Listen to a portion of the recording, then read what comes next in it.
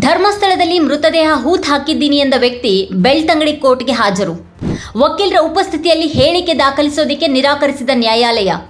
ರಕ್ಷಣೆ ನೀಡಿದ್ದಕ್ಕೆ ನ್ಯಾಯಾಲಯ, ಪೊಲೀಸ್, ಸರ್ಕಾರಕ್ಕೆ ಕೃತಜ್ಞತೆ ಸಲ್ಲಿಸಿದ ದೂರುದಾರನ ಪರ ವಕೀಲರು ಪ್ರಕರಣದ ಕುರಿತು ಹೇಳಿದ್ದೇನು? ಧರ್ಮಸ್ಥಳದಲ್ಲಿ 100ಕ್ಕೂ ಅಧಿಕ ಮೃತದೇಹಗಳನ್ನು ಹೂತ್ ಹಾಕಿದ್ದೀನಿ ಅಂತ ಪೊಲೀಸರಿಗೆ ದೂರು ನೀಡಿದ್ದ ಧರ್ಮಸ್ಥಳದಲ್ಲಿ ಸ್ವಚ್ಛತಾ ಕಾರ್ಮಿಕನಾಗಿ ಕೆಲಸ ಮಾಡ್ತಿದ್ದ ಎನ್ನಲಾದಂಥ ವ್ಯಕ್ತಿ ಶುಕ್ರವಾರ ಬೆಳ್ತಂಗಡಿ ನ್ಯಾಯಾಲಯಕ್ಕೆ ಆಗಮಿಸಿ ನ್ಯಾಯಾಧೀಶರ ಮುಂದೆ ಹಾಜರಾದರು. ಆ ವ್ಯಕ್ತಿ ಸುಮಾರು 1 ಗಂಟೆ 20 ನಿಮಿಷ ನ್ಯಾಯಾಧೀಶರ ಎದುರು ಹೇಳಿಕೆಯನ್ನ ನೀಡಿದ್ದಾರೆ ಅಂತ ತಿಳಿದು ಬಂದಿದೆ. ಧರ್ಮಸ್ಥಳ ಗ್ರಾಮದಲ್ಲಿ ನಡೆದಿರುವಂತಹ ಅಪರಾಧ ಕೃತ್ಯಗಳ ಬಗ್ಗೆ ಜುಲೈ 4ರಂದು ವ್ಯಕ್ತಿಯೊಬ್ಬ ದಕ್ಷಿಣ ಕನ್ನಡ ಜಿಲ್ಲಾ SP ಅವರಿಗೆ ಸಲ್ಲಿಸಿರುವಂತಹ ದೂರಿನ ಪ್ರತಿಯನ್ನ ಆ ವ್ಯಕ್ತಿಯ ಪರವಾಗಿ ವಕೀಲರಾದ ಓಜಸ್ವಿ ಗೌಡ, ಸಚಿನ್ ದೇಶಪಾಂಡೆ ಅವರು ಮಾಧ್ಯಮಗಳಿಗೆ ಬಿಡುಗಡೆ ಮಾಡಿದ್ರು. ಇದೀಗ ಈ ವ್ಯಕ್ತಿ ಬೆಳ್ತಂಗಡಿ ಪ್ರಧಾನ ಸಿವಿಲ್ ನ್ಯಾಯಾಧೀಶರು ಮತ್ತೆ ಪ್ರಥಮ ದರ್ಜೆ ನ್ಯಾಯಿಕ ದಂಡಾಧಿಕಾರಿಯವರ ಮುಂದೆ ಹೇಳಿಕೆಯನ್ನ ನೀಡಿದ್ದಾರೆ. ವಕೀಲರ ಉಪಸ್ಥಿತಿಯಲ್ಲಿ ಹೇಳಿಕೆ ದಾಖಲಿಸೋದಕ್ಕೆ ನಿರಾಕರಿಸಿದ ನ್ಯಾಯಾಲಯ. ಧರ್ಮಸ್ಥಳದಲ್ಲಿ ಹಲವಾರು ಶವಗಳನ್ನ ಸಾಮೂಹಿಕವಾಗಿ ಹೂತ್ ಹಾಕಿದ ಗಂಭೀರ ಆರೋಪ ಮಾಡಿರುವಂತಹ ದೂರುದಾರರನ್ನ ಜುಲೈ 11ರಂದು ಬೆಳ್ತಂಗಡಿ ತಾಲೂಕಿನ ಪ್ರಧಾನ ಸಿವಿಲ್ ನ್ಯಾಯಾಧೀಶರು ಮತ್ತೆ JMFC ನ್ಯಾಯಾಲಯಕ್ಕೆ ಹಾಜರುಪಡಿಸಿದ ಸಂದರ್ಭದಲ್ಲಿ ವಕೀಲರ ಉಪಸ್ಥಿತಿಯಲ್ಲಿ ಹೇಳಿಕೆ ದಾಖಲಿಸೋದಕ್ಕೆ ನ್ಯಾಯಾಲಯ ನಿರಾಕರಿಸಿತು ಅಂತ ದೂರುದಾರನ ಪರ ವಕೀಲರು ಹೇಳಿಕೆ ನೀಡಿದ್ದಾರೆ.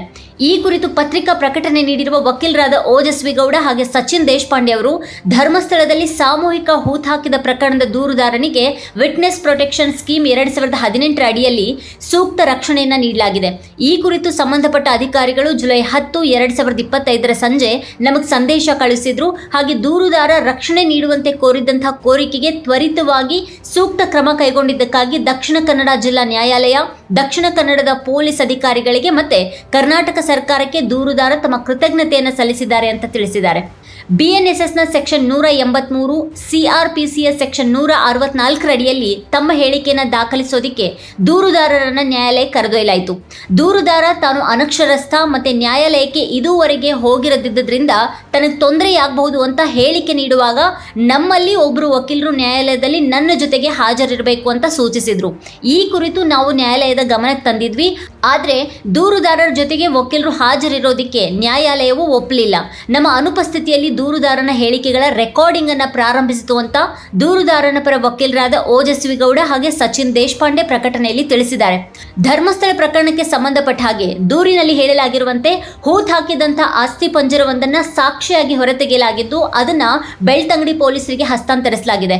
ಕಾನೂನು ಪ್ರಕಾರ ಎಲ್ಲ ಪ್ರಕ್ರಿಯೆಗಳನ್ನು ಪೂರೈಸಿ ನ್ಯಾಯಾಧೀಶರ ಎದುರು ಹೇಳಿಕೆಯನ್ನ ನೀಡಲಾಗಿದೆ ಅಂತ ಧರ್ಮಸ್ಥಳ ದೂರುದಾರರ ಪರ ವಕೀಲ ಪವನ್ ದೇಶಪಾಂಡೆ ಹೇಳಿದ್ದಾರೆ. ಮಾಧ್ಯಮಗಳೊಂದಿಗೆ ಮಾತನಾಡಿದ ವಕೀಲ ಪವನ್ ದೇಶಪಾಂಡೆ ಹೆಣಗಳನ್ನು ಹೂತ್ ಹಾಕಿರುವಂತಹ ಜಾಗಗಳನ್ನು ಸ್ಪಷ್ಟವಾಗಿ ದೂರುದಾರನ್ನು ಗುರುತಿಸಿ ತೋರಿಸಲು ಸಿದ್ಧನಿದ್ದಾನೆ. ಈ ಬಗ್ಗೆ ಪೊಲೀಸರು ಯಾವಾಗ ಬೇಕಾದರೂ ದಿನವನ್ನು ನಿಗದಿಪಡಿಸಿದ್ರು ನಾವು ದೂರುದಾರನೊಂದಿಗೆ ಬಂದು ಸಹಕರಿಸಲಿದ್ದೀವಿ. ಘಟನೆಯ ಬಗ್ಗೆ ಮಾಹಿತಿಗಳನ್ನು ನೀಡಲಾಗಿದೆ. ಸಾಕ್ಷ್ಯ ನಾಶವಾಗುವಂಥ ಆತಂಕ ಕೂಡ ಇದ್ದು ಸಾಧ್ಯ ಆದಷ್ಟು ವೇಗವಾಗಿ ಇಲ್ಲಿ ಹೇಳಿಕೆ ನೀಡಿರುವಂಥ ವ್ಯಕ್ತಿ ಹೂತ್ ಹಾಕಿರುವಂಥ ಮೃತದೇಹಗಳನ್ನು ಹೊರತೆಗೆಯೋದಕ್ಕೆ ಕ್ರಮ ಕೈಗೊಳ್ಳಬೇಕಾದಂತಹ ಜವಾಬ್ದಾರಿ ಪೊಲೀಸ್ ಇಲಾಖೆಯದ್ದು ಅಂತ ಅವರು ಹೇಳಿದ್ದಾರೆ. ಇಡೀ ಪ್ರಕರಣದ ಆರೋಪಿ ಯಾರು ಅನ್ನೋದ್ರ ಬಗ್ಗೆ ಕೇಳಲಾದಂತಹ ಪ್ರಶ್ನೆಗೆ ಉತ್ತರಿಸಿದ ವಕೀಲರು ಈ ಬಗ್ಗೆ ನ್ಯಾಯಾಲಯಕ್ಕೆ ನೀಡಲಾಗಿರುವಂತಹ ಹೇಳಿಕೆಯಲ್ಲಿ ಸ್ಪಷ್ಟಪಡಿಸಲಾಗಿದೆ. ಅದನ್ನು ನಮಗೆ ನೀಡಿಲ್ಲ, ಅದು ನ್ಯಾಯಾಲಯದಲ್ಲಿ ಮತ್ತೆ ತನಿಖಾಧಿಕಾರಿಯವರ ಬಳಿ ಇದೆ ಅಂತ ಪ್ರತಿಕ್ರಿಯಿಸಿದ್ರು. ನ್ಯಾಯಾಲಯದಲ್ಲಿ ಹೇಳಿಕೆ ನೀಡಿರುವಂತಹ ದೂರುದಾರನನ್ನ ಪೊಲೀಸರು ಬಂಧಿಸಿಲ್ಲ, ಹಾಗೆ ಪೊಲೀಸ್ ಕಸ್ಟಡಿಗೆ ನೀಡಲಾಗಿಲ್ಲ. ಅವರು ನಮ್ಮೊಂದಿಗಿರ್ತಾರೆ. ಪೊಲೀಸರು ಯಾವಾಗ ಹಾಜರಾಗೋದಕ್ಕೆ ಸೂಚಿಸ್ತಾರೋ ಆಗ ಅವರನ್ನು ಹಾಜರುಪಡಿಸಲಾಗುವುದು ಅಂತ ವಕೀಲ ಪವನ್ ದೇಶಪಾಂಡೆ ಅವರು ಹೇಳಿದರು. ಸೊ 2 ವಾರದಿಂದ ಏನು ಪೊಲೀಸ್ ಕಂಪ್ಲೇಂಟ್ ಆಗಿತ್ತು ಒಬ್ಬ ಸಾಕ್ಷಿ ವಿಚಾರವಾಗಿ, ನಿನ್ನೆ ಸಂಜೆ ವೇಳೆಯಲ್ಲಿ ಅವ್ರಿಗೆ ಪೊಲೀಸ್ ಪ್ರೊಟೆಕ್ಷನ್ ಮಂಜೂರಾಗಿತ್ತು. ಇವತ್ತು 164 ಸ್ಟೇಟ್ಮೆಂಟ್ ಅಂದರೆ ಮ್ಯಾಜಿಸ್ಟ್ರೇಟ್ ಎದುರು ಸ್ಟೇಟ್ಮೆಂಟ್ ದಾಖಲಿಸ್ಕೊಳ್ಳೋಕ್ಕೆ ಇವತ್ತು ಅನುಮತಿ ಕೊಟ್ಟಿದ್ರು. ಸೊ ಅದಕ್ಕೋಸ್ಕರ 4 ಗಂಟೆಗೆ ಬಂದಿದ್ವಿ. 4:15 ಬಂದು 1 ಅವರ್ ಪ್ರಕ್ರಿಯೆ ನಡೀತು. ನಾವು ಮ್ಯಾಜಿಸ್ಟ್ರೇಟ್ ಅವ್ರನ್ನ ಕೇಳಿದ್ವಿ, ವಕೀಲರಾದರೂ ಇರೋಕ್ಕೆ ಬಿಡಿ, ಬಿಕಾಸ್ ಅವರೇನು ಅಕ್ಯೂಸ್ಡ್ ಅಲ್ಲ, ವಿಟ್ನೆಸ್ ಆಗಿ ಬಂದಿರೋದು. ಸೊ ಬಟ್ ಪ್ರೊಸೀಜರ್ ಅಲೌ ಮಾಡಲ್ಲ ಅಂತೇಳಿ ಅವರು ಏಕಾಂತವಾಗಿ ಪ್ರಶ್ನೆ ಕೇಳಿ ಸ್ಟೇಟ್ಮೆಂಟ್ ದಾಖಲು ಮಾಡಿದ್ದಾರೆ. ಸದ್ಯಕ್ಕೆ ಅಷ್ಟಾಗಿದೆ. ಏನು ಕಂಪ್ಲೇಂಟಲ್ಲಿ ಸ್ಕೆಲೆಟನ್ ಅಥವಾ ಕಲೆವಾರಿ ಏನಿತ್ತು ಅಂತ ಹೇಳಿದ್ದಾರೆ, ಅದು ಈಗ ಹ್ಯಾಂಡ್ ಓವರ್ ಮಾಡೋ ಪ್ರಕ್ರಿಯೆ ನಡೀತಾ ಇದೆ. ಫೋರೆನ್ಸಿಕ್ ಡಿಪಾರ್ಟ್ಮೆಂಟ್ ಅವರು ಬಂದಿದ್ದಾರೆ, ಈಗ ಮಹಾಜರ್ ಮಾಡ್ತಾ ಇದ್ದಾರೆ.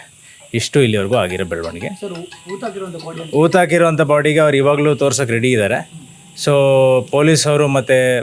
ಪೊಲೀಸವರು ಯಾವ ಥರ ನೆಕ್ಸ್ಟು ಇನ್ವೆಸ್ಟಿಗೇಷನ್ನ ತೊಗೊಂಡೋಗ್ತಾರೆ ನಾವು ರೆಡಿ ಇದ್ದೀವಿ.